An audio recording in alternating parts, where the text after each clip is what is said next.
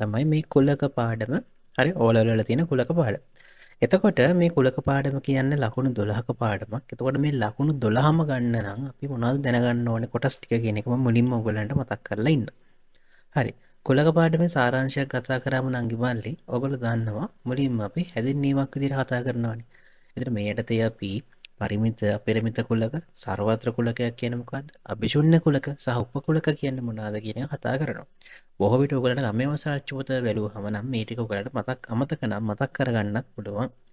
ඊළඟට අපි කතා කරන්න කුලක අංකනේ. දැන් මේක මාර වැදගත්. හරි. මේකෙන් තමයි පාඩම් පටන් ගන්න. එතකොට නංගි මල්ලි කුලක අංකණය කිරීමේදී ඔයගොල්ලෝ දන්න ප්‍රධාන ක්‍රම හතරක් තියෙනවානේ. මොනවාද? විස්තර කිරීමක් විදිහට අපි ලියනවා. අපයව එකතුවක් විදිහට ලියනවා. වෙන් රූප වලින් අපි ලියනවා. ජනන ස්වරූපයෙන් අපි ලියනවා. එතකොට ඔන්න ඔය ආකාර ඔක්කොගෙම අපි ලියනවා. හරිද? කුලක අංකණය කියන මාතෘකාවේදී. හරි ඊළඟට අපි කතා කරන්න අංගවල මේ භාවිතා වෙන වචන. දැන් ගොඩක් දුරට දැන් මටත් ඒකට දෙතවනේ අන්‍යෝන්‍ය වශයෙන් බහිස්කාර කිව්වම නිකන් තේරෙන්නෙත් නෑ නිකන් සර්ගේ බඩට ගහන්න විතර සීන් යන්නේ තියෙන බහිස්කාර කිව්වමනේ. අපි දන්නේ නෑ ඒක තේරුම. එතකොට මොකද්ද මේ වචන වල තේරුම? ඒක අනුපූරකයි. හරි අනුපූරකයි. ඊළඟට මේලය. අපි දන්න මාලය වගේ මේලේ. මේලේ. ඊළඟට ඡේදනේ. ඒක අනිත් පැත්ත. ඡේදනේ. ඊළඟ මෙන්න මේ සංකේත NA. හරි මෙතන A හෝ B හෝ මොකක් හරි මේ තියෙන කුලක මෙතන එන්නේ. ඒ අවයව ගන්න කියන සංකේතය. එතකොට මෙන්න මේක කොහොමද මේ වගේ වචන ටිකක් තියෙනවා. මේවේ තේරුම් ටික අපි දැනගන්න ඕනේ. හරි. ඊළඟට නංගි මල්ලි මේක හරිම ලේසි. කුලක සූත්‍රය. හරි කුලක දෙකක් දීලා තියෙනවා. පරිමිත කුලක දෙකක් අපි මේ සූත්‍රය පාවිච්චි කරලා ගන්න හදනවා. එතකොට මේකේ තියෙන ඇත්තට මේ අවයව අතර සම්බන්ධයනේ තියෙන්නේ. කුලකයේ මෙන්න මේ අවයව ගණන අතර සම්බන්ධයක් තමයි මේ තියෙන්නේ. ඒතර මෙතන තියෙන්නේ මුලින්ම තියෙන්නේ මේලයද. මුලින්ම තියෙන්නේ ඡේදනයේද. ඒතර කොහොමදයි මේ දෙක වලසක තියාගන්නේ? මේක පාඩම් කරන් ඉන්න ඕනේද? හරිද? ඇත්තටම මේක පාඩම් කරන්න ඕනේ නැහැ. ඉස්සරහට මම ඔයගලන්ට 2017 ප්‍රශ්නේ සාකච්ඡා කරද්දී මේක පාඩම් කරන්න ඕනේ නැත්තේ ඇයි කියලාත් ඔයගලන්ට කියා දෙනවා.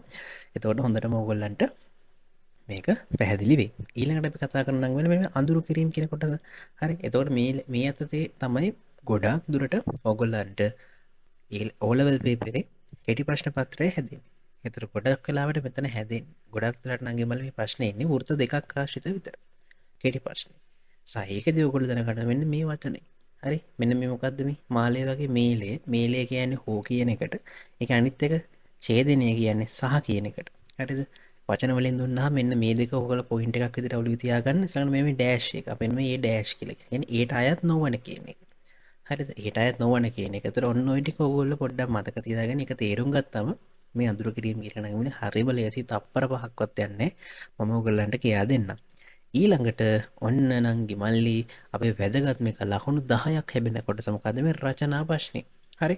එතකොට දැන් මේ බැලුවල්මට දැන් අපි අවුරුදු ගාණක් බලන් ගියා අපිට පේන දේ තමයි මේ වෘත්ත තුනක ඡේදනය ආශ්‍රිතව තමයි ඕගොල්ලන්ට රචනා ප්‍රශ්නේ අහන්නේ. හරි. එතකොට මම අනිවාර්යෙන් මම වගකීමෙන් කියනවා අනිවාර්යෙන් නංගිමලි අනිවාර්යෙන් ඕගොල්ලෝ කෙටි ප්‍රශ්න ටික ඉවර කරලා තමයි රචනා වලට යන්න ඕනේ.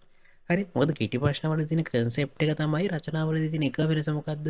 අර දත්ත ටිකක් දෙනවානේ. මේ දෙකම හදාරන ශිෂ්‍යයන් මෙච්චරක් ඉන්නවා. එකක් විතරක් හදාරන ශිෂ්‍යයන් මෙච්චරක් ඉන්නවා. එහෙම කියලා දත්ත ටිකක් දීලා ඒක අපි ගානේ ලියාගෙන අපි ගානට බහින්න ඕන. එතකොට ඔන්න ඔය පොඩි දේ විතරයි නම් කියලා ටෙක්නික් එකක් විදියට තියෙන්නේ. අර රූප තුනක් ලොකුවට තිබ්බට බය වෙන්න එපා. එකම ටිකක් තමයි මේ කුලක පාඩමෙන් කරකෙන්නේ. මේක තමයි සිලබස් එකේ බඳගෙන ලේසියෙන් පාඩම හරිම අඩු කාලෙකින් ඔයගලන්ට වැඩිම ලකුණකට යන්න පුළුවන්. හරි. මීට අමතරව නංගි මල්ලි ඔයගොල්ලෝ දන්නවා මේ ගණින සංඛ්‍යා, ප්‍රථමක සංඛ්‍යා, නිකිල, හරි? නිකිල, ගුණාකාර. ඔන්න ඔය වගේ වචන සෙට් එකක් තියෙනවානේ. ඒතර මේ වචන සෙට් එක දැනගන්න ඕනේ අපි කුලක පාඩම ගොඩ දා ගන්න ලකුණු ටික. එතකොට අයියේ මේක කොහෙද තියෙන්නේ? ඉතින් අයියෙන් පාඩමක් නැහැනේ. හිහි මන් දන්නේ නැහැ හිහි. එහෙම කියන්න බෑ.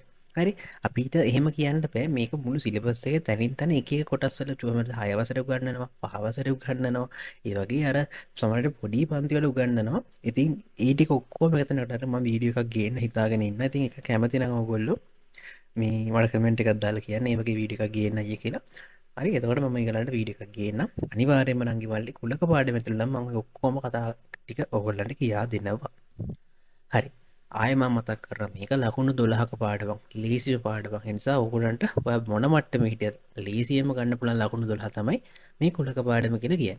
හරි. දැන් මම ඕගොල්ලන්ට මොකද්ද කරේ? පාඩමේ සාරාංශයක් කතා කරන්නේ. අපි ඊළඟට බලමු නංගි මල්ලි කොහොමද මේ ප්‍රශ්නේ පාඩමේ ප්‍රශ්න සකස් වෙන්නේ කියන එක අපි ඊළඟ කොටසින් බලමු.